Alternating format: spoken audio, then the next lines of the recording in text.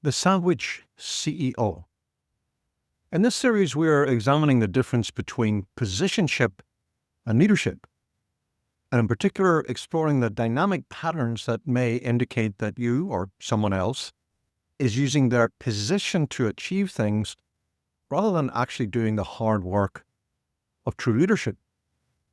In the previous post, we looked at the first such pattern, what I call the Doughnut CEO.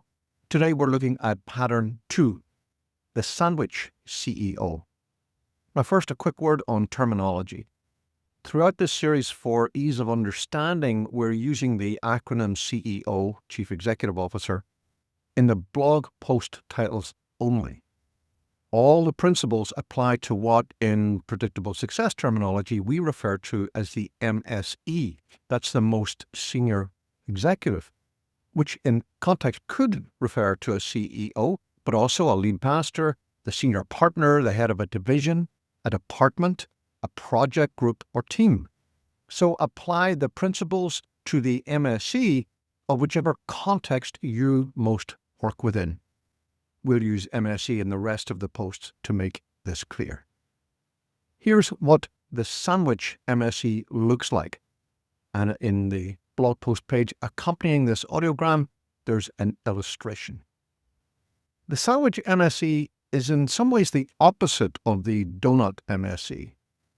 While the Doughnut MSE is deliberately weakening the manager group's ability to self-manage in order to maintain a strong position for themselves, the Sandwich MSE is instead caught between cliques of strong managers, a clique being any number from 1 upwards, and spends most of his or her time holding the ring between them, while all the time their actual authority is being slowly leached away. Eventually, the Sandwich MSE arrives at a position where they are so subservient to the demands of warring management cliques that they have sidestepped their responsibility to provide leadership, and is instead using their position as MSE merely, in air quotes, to resolve issues. Why this happens?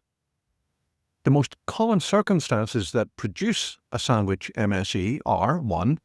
A new, weak MSE placed in a group of long-term veteran managers. In this situation, a newly appointed MSE, particularly one who is appointed to succeed a long-running predecessor, arrives keen and enthusiastic, only to discover that the rest of the senior management group have deeper roots, stronger, longer interpersonal relationships, an enormous amount of delegated authority, and such a high degree of acknowledged sweat equity that most non-trivial decision-making is happening without the newly appointed MSE's input. This happens frequently, though far from exclusively, in family companies where a newly appointed second or third generation family member fails to bring with them the gravitas or respect that their progenitors had. In its worst version, the new MSE ends up as a puppet figure, with the real management being handled by one or more of the veteran managers, acting in essence as regents to the ineffectual king. 2. Managers develop a controlling degree of subject matter expertise. Over time, 1 or 2 managers can gain such an intricate knowledge of important processes, key clients, or other institutional expertise that they become the effective center of control for many, if not most, non-trivial decisions, even if this goes unrecognized in any formal org chart. In its worst incarnation, the subject matter expert's associated flight risk can become so high, they know so much that isn't trapped anywhere else that we, quotes, can't afford to lose them, end quote, that they are able to leech away the MSE's authority even while exhibiting unsavory collegial relationships, aka being a jerk. The net result is that over time the MSE is reduced to the sandwich role, merely being used by the SME manager group to adjudicate on issues predetermined by that manager group. 3. Complexity overwhelms the MSE.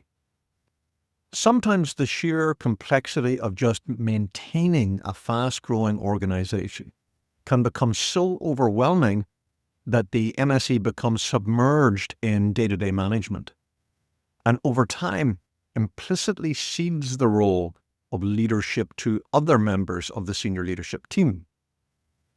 This is often a byproduct of what we sometimes call pestle-based step growth, where some change in the external environment brings a tsunami of rapid growth, swamping the organization in the logistical detail required to service it. What happens as a result?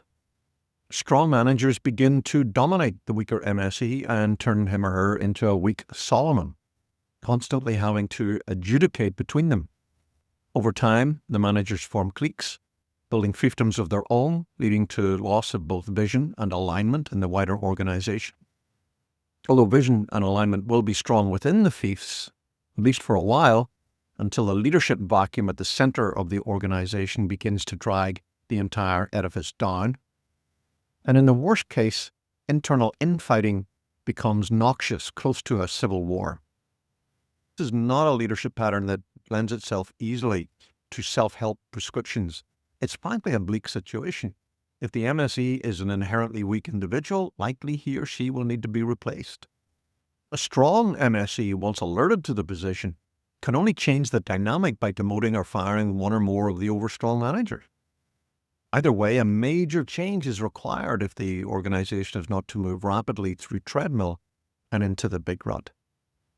In an ideal world, an adult discussion between the newly aware strong MSE and the strong manager group would lead to a cessation of infighting and a return to mature leadership.